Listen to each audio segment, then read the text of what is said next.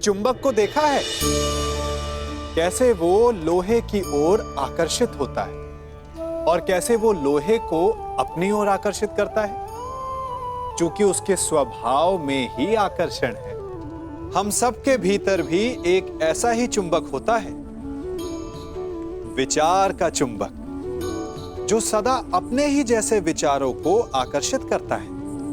हम जो बोते हैं वही काटते हैं। उसी प्रकार हम जैसा सोचते हैं वैसा ही पाते हैं। साधु ईश्वर का नाम जपता है तो उसे ईश्वर मिल जाता है। अर्थात फल हमारी सोच पर निर्भर करता है।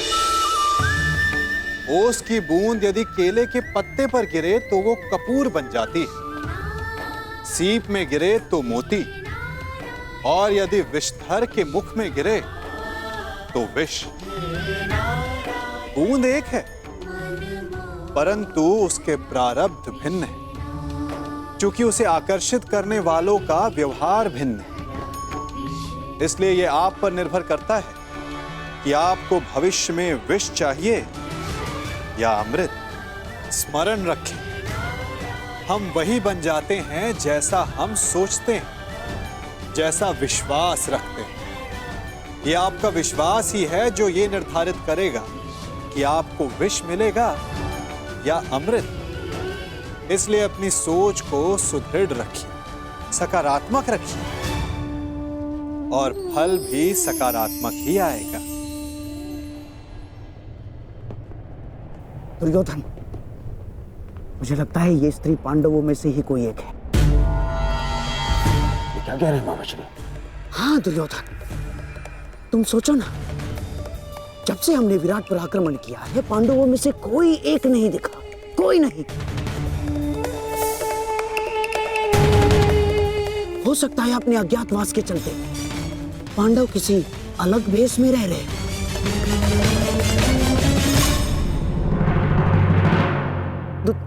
दुर्योधन, मुझे पूर्ण विश्वास है कि ये पांडवों में से ही कोई एक है। तुम मेरी बात मानो, ये वही है। यदि तुम किसी भी प्रकार इससे ये उगलवा सको तो पांडवों का अज्ञातवास भंग समझो। दुर्योधन, यदि हमने ये सिद्ध कर दिया कि ये पांडवों में से ही कोई एक है और स्त्री बनकर हमारे साथ छल कर रहा है, तो हम पुनः पांडवों को 13 वर्ष के लिए वनवास भेज देंगे।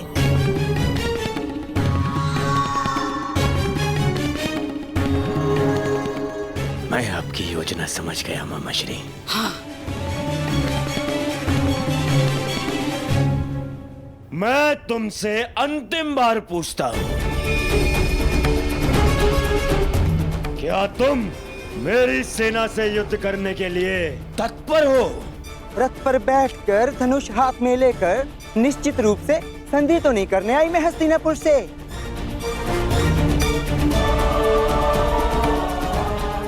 बृहनला नृत्य और संगीत भी नहीं जानती, और भी बहुत कुछ शेष है जो आपके समक्ष आने वाला है।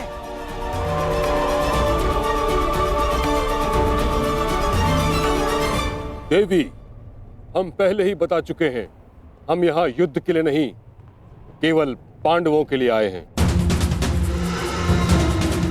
हमें विराट में प्रवेश करने की अनुमति दें। बस पितामह, अब आप एक किन्नर के समक्ष गिड़गिड़ाएंगे। आक्रमण! आक्रमण!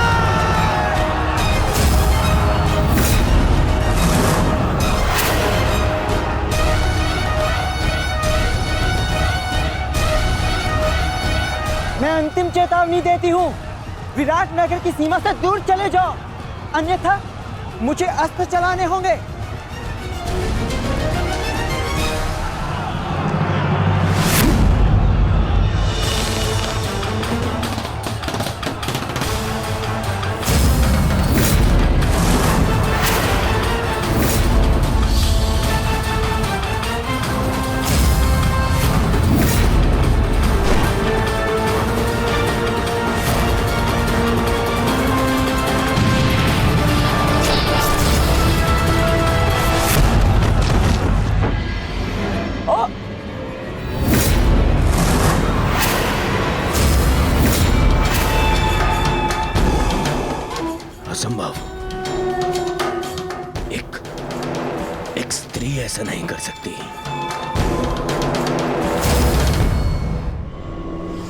सा धनुर कौशल अब एक एक एक बाण से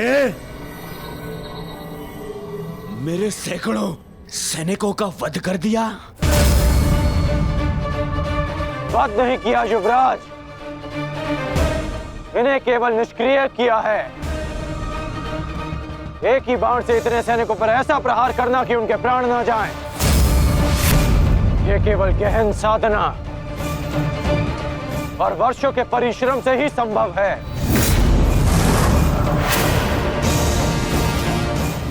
ये कोई साधारण योद्धा नहीं युवराज। तो तुम भी वही सोच रहे हो जो मैं सोच रहा हूं।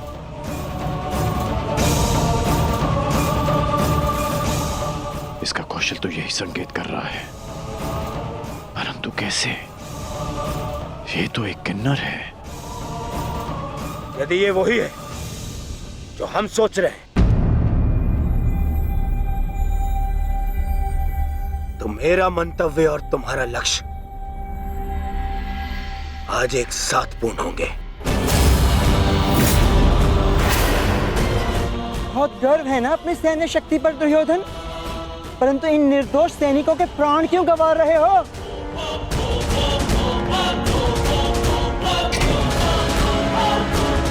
आज मैं तेरे बाणों के साथ साथ तेरी जिह्वा को भी शांति कर दूंगा। आगे बढ़। तुमसे युद्ध करके मैं अपनी धनुर्विद्या का अपमान नहीं कर सकती, और वैसे भी तुम्हें धनुर्विद्या आती ही कहां है? कोई वीर तुम्हारी सेना में जो मेरे समक्ष आ सके, मेरे बाणों का उत्तर दे सके? इतना दुस्साहस हस्तिनापुर के हीरो को ललकारती है। पितामह, आगे बढ़िए।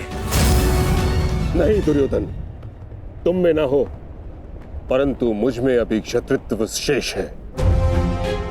मैं किसी नारी पर शस्त्र नहीं उठाऊंगा, और ये अर्धनारी है। आचार्य द्रोण,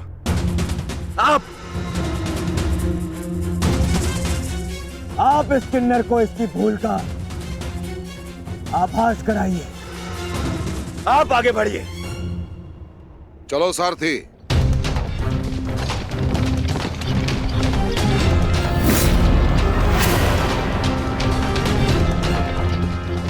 एक ऐसी परीक्षा है माधव, जिसने मुझे लक्ष्य भेदना सिखाया, वही मेरे समक्ष लक्ष्य नहीं कर खड़ा है।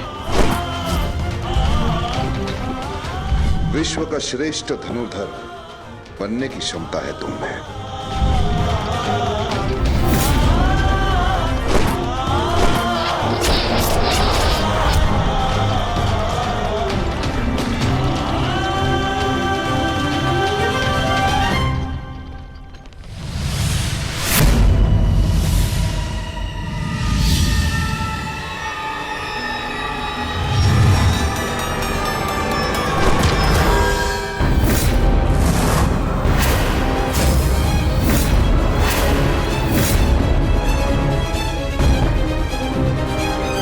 मुझे प्रणाम करने वाला ये किन्नर कहीं मेरा शिष्य अर्जुन तो नहीं? परंतु ये कैसे संभव है? अभी सिद्ध हो जाएगा कि ये अर्जुन है या नहीं। सावधान।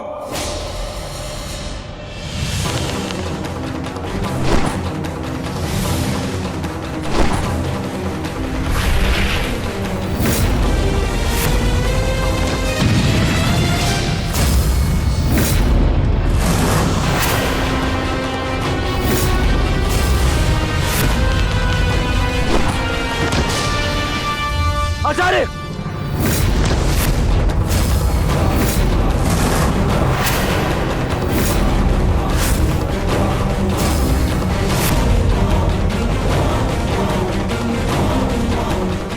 अर्जुन,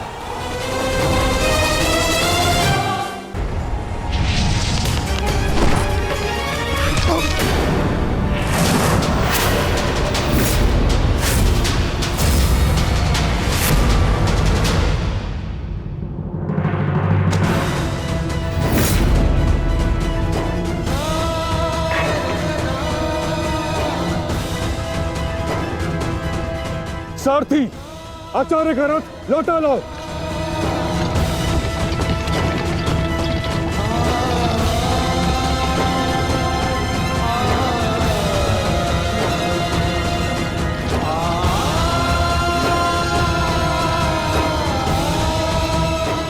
क्षमा चाहता हूँ गुरुदेव, मैंने कभी सोचा भी नहीं था कि आपकी ही सिखाई हुई विद्या का प्रयोग मैं आप पर करूंगा।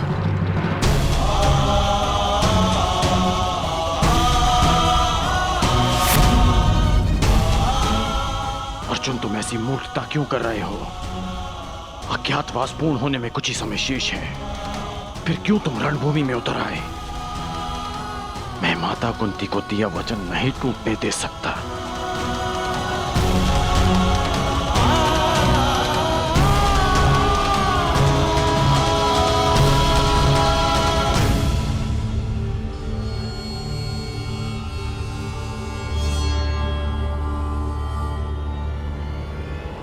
दुर्योधन, समय निकलता जा रहा है। हमें शीघ्र ही इस पांडव को पराजित करके इसका वास्तविक रूप सामने लाना होगा दुर्योधन।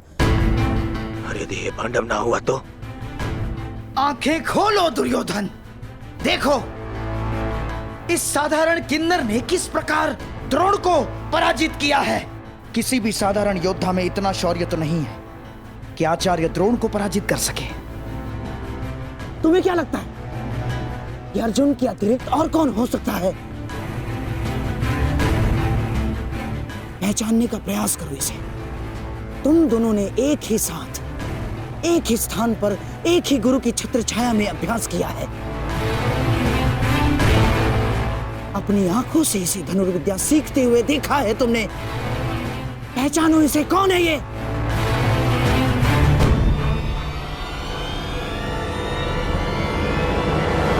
अर्जुन। हाँ दुर्योधन, अर्जुन।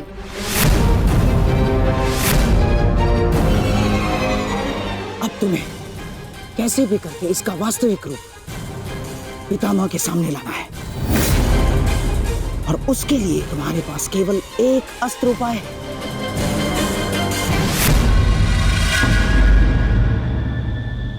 कर्ण।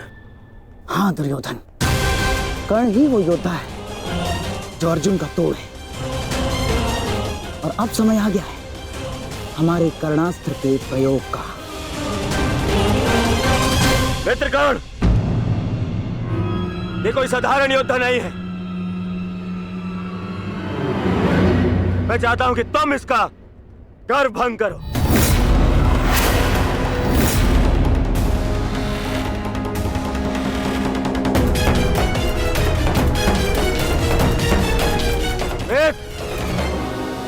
विलंब मत करो, हमारे पास में समय कम है। देखो सूर्यास्त होने वाला है।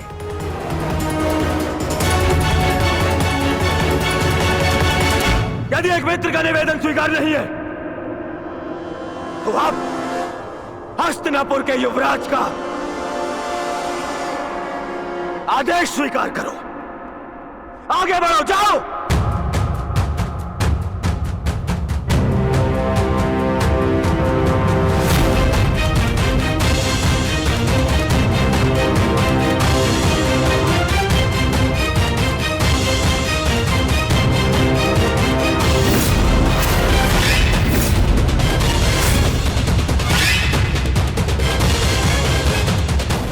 अब आएगा युद्ध का आनंद। आज पूर्ण होगा वो अधूरा द्वंद्व।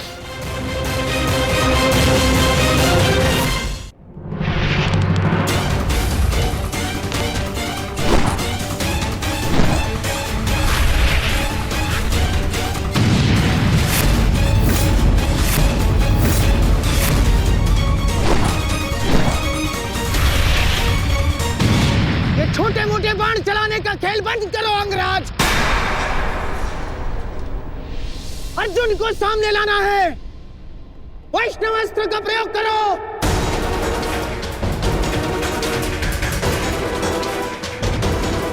मैं वैष्णव अस्त्र प्रयोग नहीं कर सकता। समझते क्यों नहीं हो अंगराज? इस धरती पर केवल एक ही महायोद्धा है जिसके पास पशुपतास्त्र है, और वो है अर्जुन। और यदि इसने पशुपतास्त्र का आह्वान किया तो इसका अज्ञातवास भंग हो जाएगा और पशुपतास्त्र तभी सामने आएगा अंगराज जब उसके समक्ष महाशक्तिशाली वैष्णवास्त्र का प्रयोग होगा।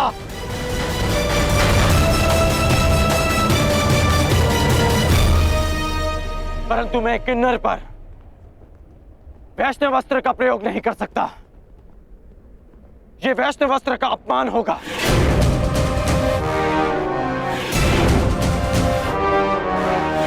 और वैसे भी यह अस्त्र बहुत शक्तिशाली है।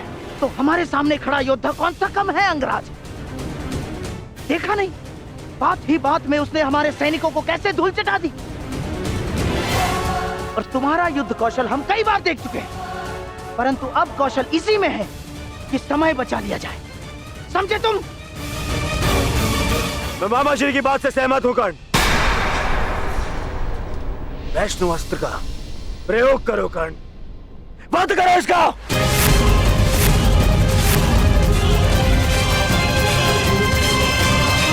दुर्योधन, अब इस अर्जुन के पास केवल दो ही विकल्प है। एक, या तो वो कर्ण के अस्त्र का उत्तर देने के लिए पशुपतास्त्र का प्रयोग करे और अपना अज्ञातवास तोड़ दे, या फिर मारा जाए। दोनों ही ओर से हमारी ही पोबारा है।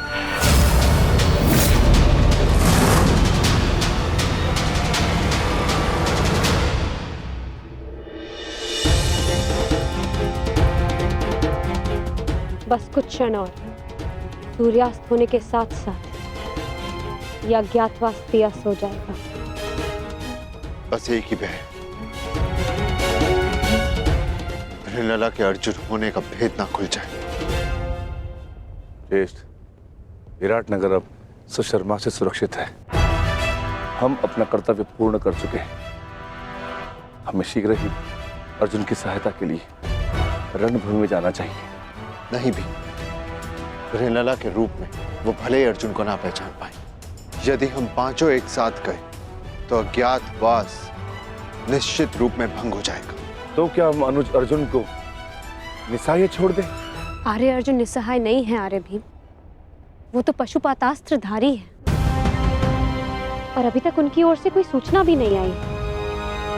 इसका अर्थ तो यही है कि इन्होंने कौरवों को अभी तक उलझा के रखा है। मेरा अनुज अर्जुन वीर है, परंतु वो अकेला आचार्य द्रोण, पितामह भीष्म और कर्ण के बल का सामना कैसे करेगा? वहां शकुनी का छल भी होगा। संशय में मत रहिए ज्येष्ठ, अर्जुन को हमारी आवश्यकता है।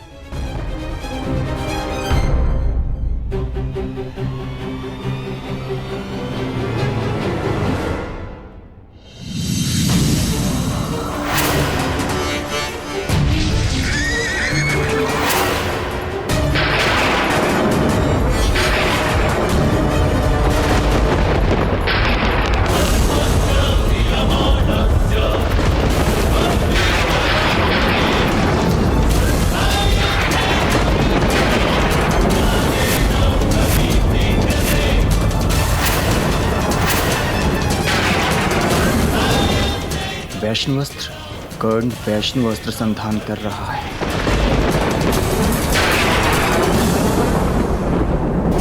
ये पशुपतास्त्र हर दिव्यास्त्र का उत्तर है अर्जुन। वैष्णवास्त्र हो या ब्रह्मास्त्र, पशुपतास्त्र सबको निस्तेज कर देगा।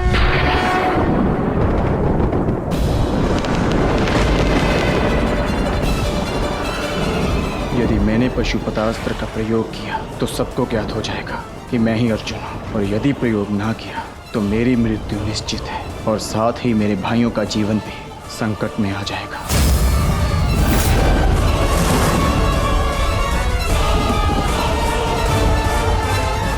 12 वर्ष का वनवास और सही, परंतु मैं अपने भाइयों और पांचाली को निर्बल नहीं होने दूंगा।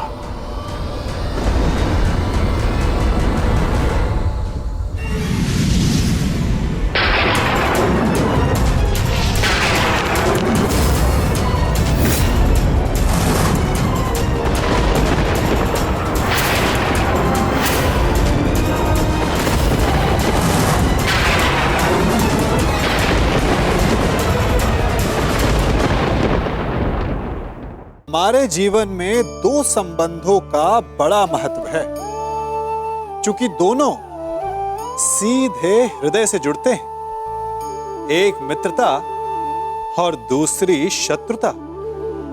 हृदय से जुड़ने वाली मित्रता और शत्रुता अधिकतर हमारे वचनों से जन्म लेते हैं। जब हम सफलता के कारण अधिक उत्साह में होते हैं या किसी हानि के कारण आक्रोश में होते हैं, उस समय हमारे वचनों पर हमारा नियंत्रण नहीं रह पाता। ऐसी स्थिति में हम कुछ ऐसा बोल जाते हैं कि सामने वाला उसे हमारा अहंकार समझकर हमसे मित्रता तोड़ देता है या अपना अपमान समझकर हमसे शत्रुता साध लेता है।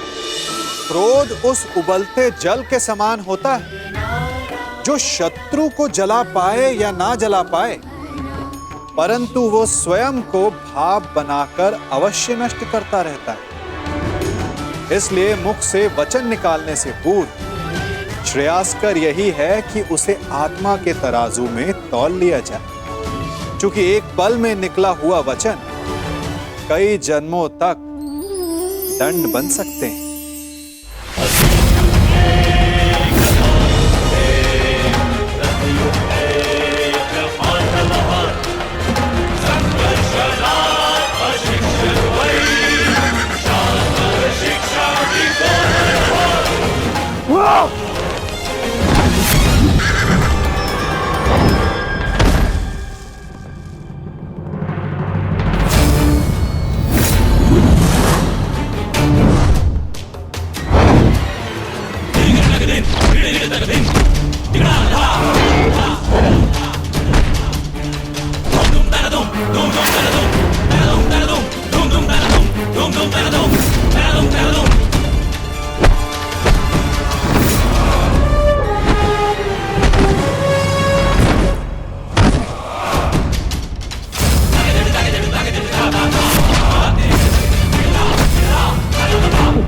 क्षमा कर दो, मैं अपनी पराजय स्वीकार करता हूँ, क्षमा कर दो मुझे।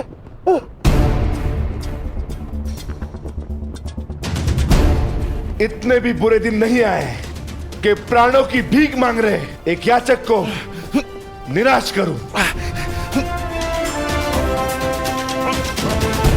तुम महाराज के दोषी हो। तुम्हारा निर्णय वही करेंगे। क्षमा क्षमा महाराज, मैं अपनी पराजय स्वीकार करता हूँ। आदेश दीजिए महाराज, क्या करना है इस दुष्ट पापी का?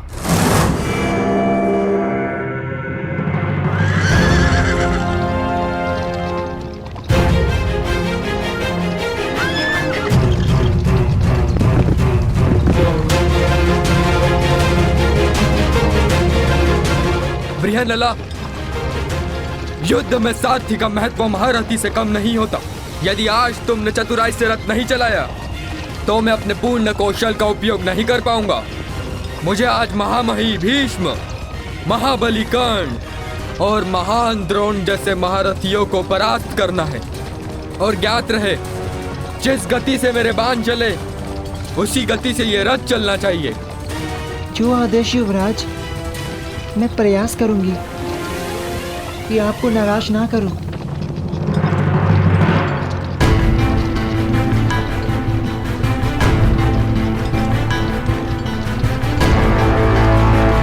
ये सामने क्या है?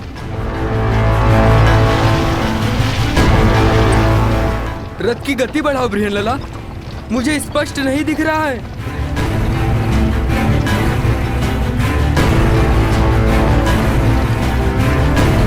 क्या ये कोई चक्रवात है? नहीं युवराज, ये धूल है जो हस्तिनापुर की विशाल सेना के पथ संचालन से उड़ रही है। क्या हस्तिनापुर की सेना इतनी विशाल?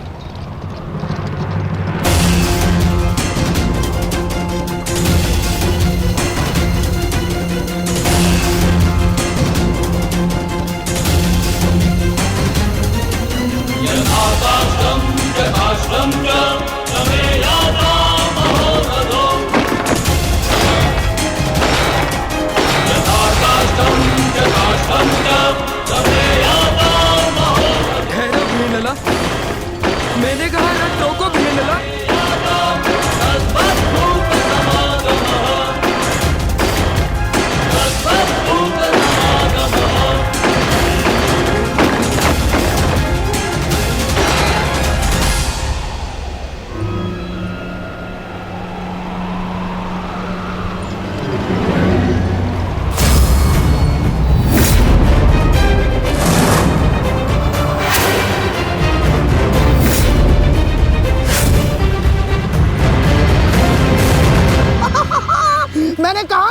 दुर्योधन, ये पांडव उत्तरी दिशा से ही बाहर आएंगे। वो रथ देख रहे हो?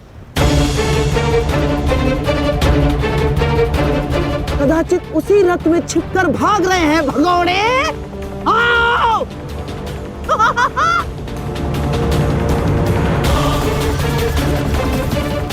जो भी हो, ये पांडव सदा अचंभित कर ही देते हैं। हस्तिनापुर की इतनी बड़ी सेना के समक्ष केवल एक पांडव पुत्र। दुर्भाग्य, दुर्भाग्य,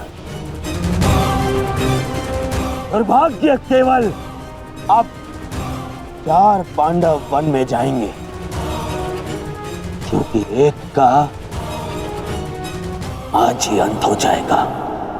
यही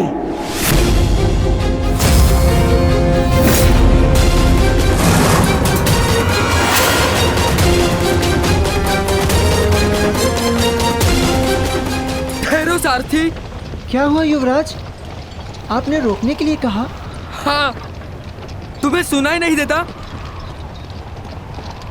मैंने कहा रथ रोको।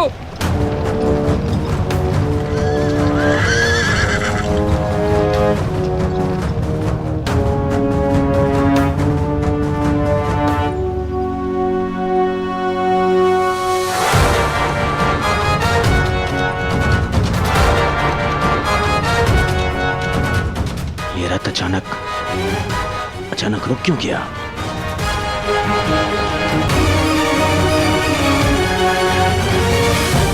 क्या हुआ युवराज? आपने रोका क्यों? शत्रु हमारी प्रतीक्षा कर रहा है। अपने बाणों का स्वाद चखने का सौभाग्य दीजिए उन्हें। तुम मूर्ख हो बृहन्नला। अरे माना मैं वीर हूं, परंतु इतनी विशाल सेना से युद्ध करना तो आत्महत्या है। देखो, दाएं से बाएं तक जहां दृष्टि जाती है हस्तिनापुर की सेना फैली हुई है। देखो, वो दूर श्रुतिश तक घेर लिया है उन्होंने। बृहन्नला, मुझे लगता है कि हमें सेना के साथ आना चाहिए। कौन सी सेना युवराज? इस मत्स्य में यदि कोई महारथी शेष है तो वो केवल आप हैं। परंतु इतने महारथियों और इतनी विशाल सेना के समक्ष तो मैं पल भर भी नहीं ठहर पाऊंगा। नहीं, तुम रथ को पुनः महल ले चलो। नहीं युवराज, ऐसा सोचना भी अधर्म है। आप विराट नगर के युवराज हैं। भूल गए महारानी और कुमारी उत्तरा को क्या वचन दिया था आपने? इस समय प्रजा की एकमात्र आशा आप हैं। परंतु यदि आप कायरों की भांति भाग निकले तो विराट नगर पर, आपके कुल के मस्तक पर भयंकर कलंक लग जाएगा। वो देखिए, शत्रु हमारे समक्ष खड़ा ललकार रहा है हमें। क्षत्रिय धर्म निभाने का समय आ गया है युवराज। धनुष उठाइए युवराज, धनुष उठाइए।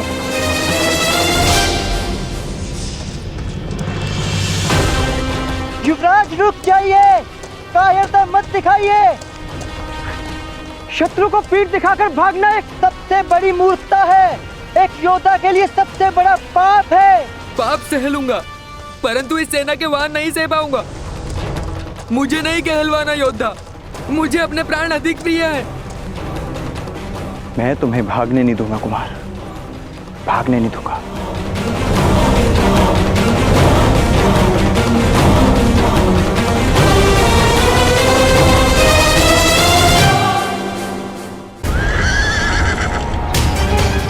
ठहरिए युवराज, मैं कहती हूँ ठहरिए।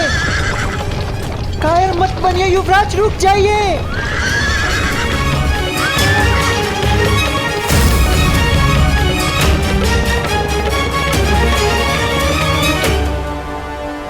ये कैसे हो सकता है? ये तो वापस लौट रहा है। आमश्री, आपने तो कहा था कि ये योजना सफल होगी। पांडव इसी द्वार से आएंगे, परंतु ये तो उल्टे पांव लौट रहे हैं। नहीं, ये पांडव हो ही नहीं सकते, क्योंकि पांडव अपने शत्रु को पीठ दिखा के नहीं भाग सकते। हो सकता है दुर्योधन की ये पांडव ना हो, परंतु पांडवों के पास हमारे समक्ष प्रस्तुत होने के अतिरिक्त और कोई मार्ग है ही नहीं।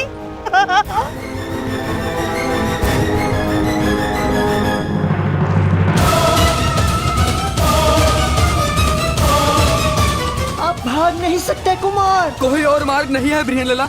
मैं इतनी शक्तिशाली सेना से युद्ध नहीं कर सकता। परंतु मेरी दृष्टि में युद्ध के अतिरिक्त कोई मार्ग नहीं।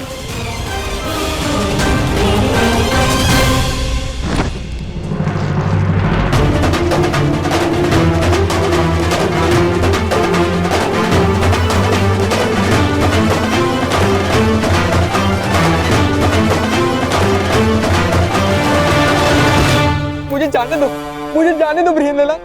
मेरी तुमसे प्रार्थना है, मुझे नहीं मरना, मुझे अपने प्राण नहीं देने। ये समय रोने का नहीं है युवराज। क्या कहा था आपने? आप एक योद्धा हैं, और एक योद्धा मृत्यु का सामना हंसकर करता है, मृत्यु के भय से रोता नहीं। और किस बात से भयभीत हैं आप अकेले नहीं हैं। तुम्हारी मति तो नहीं मारी गई है, अकेले ही तो हूं मैं बृहनलला। देखो चारों ओर, कहाँ है सेना? कौन देगा मेरा साथ? मैं दूंगी आपका साथ। तुम्हारा साथ किस काम का? तुम तो एक किन्नर हो।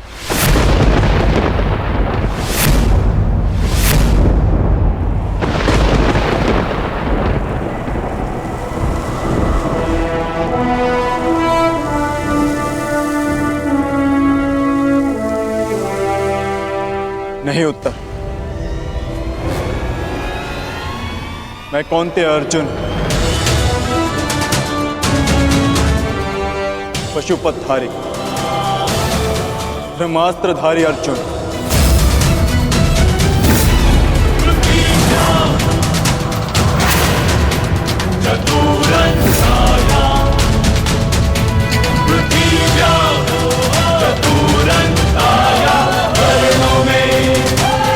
असंभव।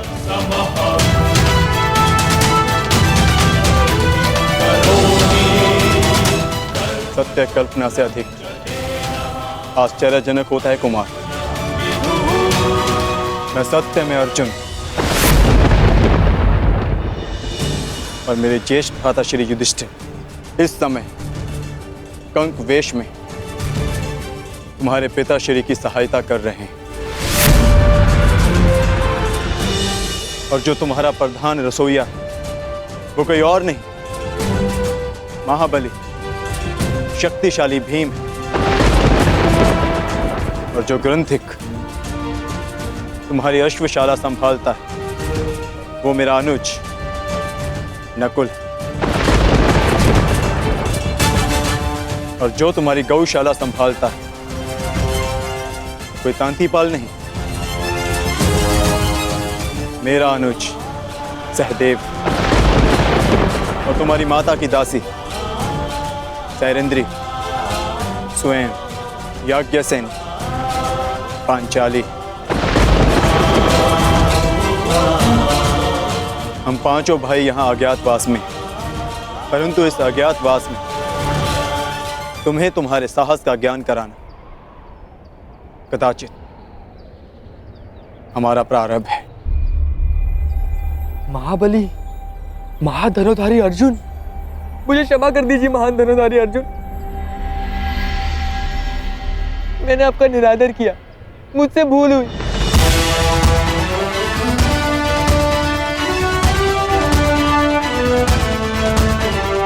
ये तुम्हारी भूल नहीं, हमारी सफलता है जो तुम हमारा वास्तविक रूप पहचान नहीं पाए। परंतु भविष्य में किसी को छोटा समझकर उसका निरादर करना सबसे बड़ी भूल होगी। मनुष्य भिक्षुक हो या राजा, सबसे पहले मनुष्य होता है और हर मनुष्य को सम्मान पाने का अधिकार है। यह मेरा सौभाग्य है कि मुझे आपका साथ मिला। अब मेरे लिए क्या आदेश है? आदेश नहीं, निवेदन है। जिस मत्स्य ने हमें शरण दी उसका आदर बना रहे, इसलिए हमें पुनः रणभूमि लौटना है। आपको अपने साथ पाकर मुझ में साहस जाग गया है। चलिए विराट के शत्रुओं का नाश कर देते हैं। निसंदेह, परंतु महाबलियों का सामना करने के लिए हमें कुछ वस्तुओं की आवश्यकता होगी। उस वृक्ष पर लटके श्वेत वस्त्र में हमारी कुछ वस्तुएं।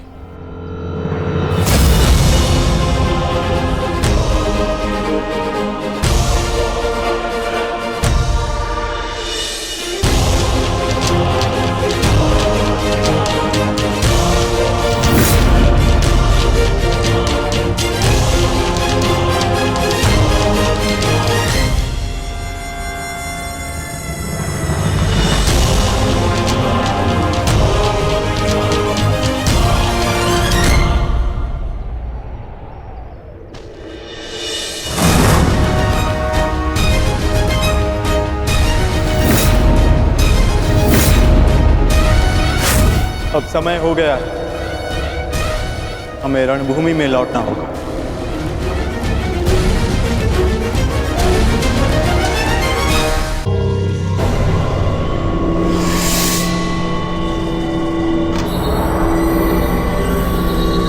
मैं और प्रतीक्षा नहीं कर सकता मामाश्री। अब तो सूर्यास्त भी होने वाला है। एक रथ आ रहा है।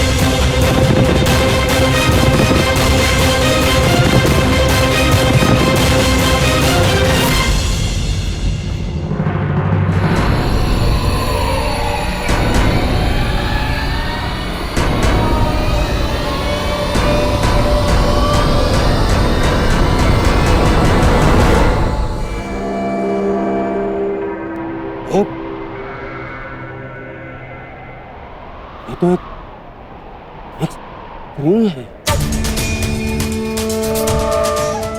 स्त्री है? ये तो प्रेरणा है।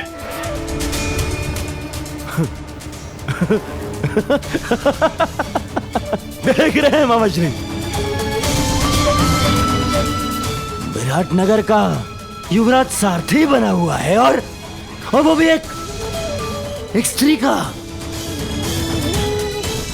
ना ना ना ना ना ना ना, स्त्री का नहीं दुर्योधन, एक किन्नर का। किन्नर।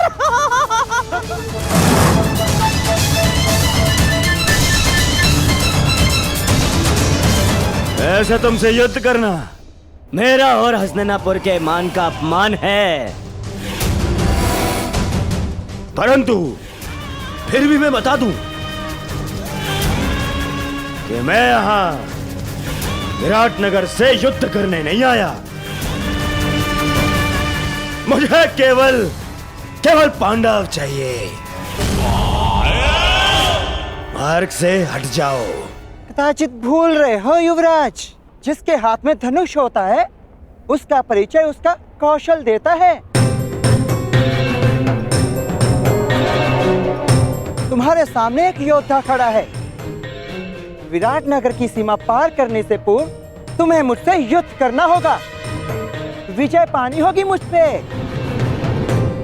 कल्पना अच्छी है किन्नर, परंतु एक किन्नर से युद्ध करना देख वजह दुर्योधन के सम्मान के विरुद्ध है। परंतु फिर भी यदि युद्ध करने के इच्छुक ही हो तो पहले अपना परिचय दो। कौन तुम? प्रेरणा, बृहन्नला नाम है मेरा।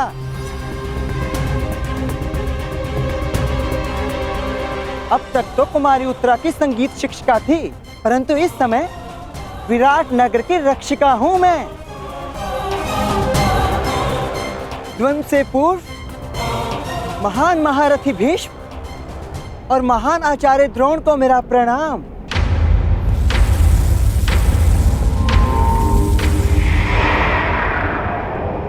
हो सकता है ये भेष बदले कोई पांडव ही हो।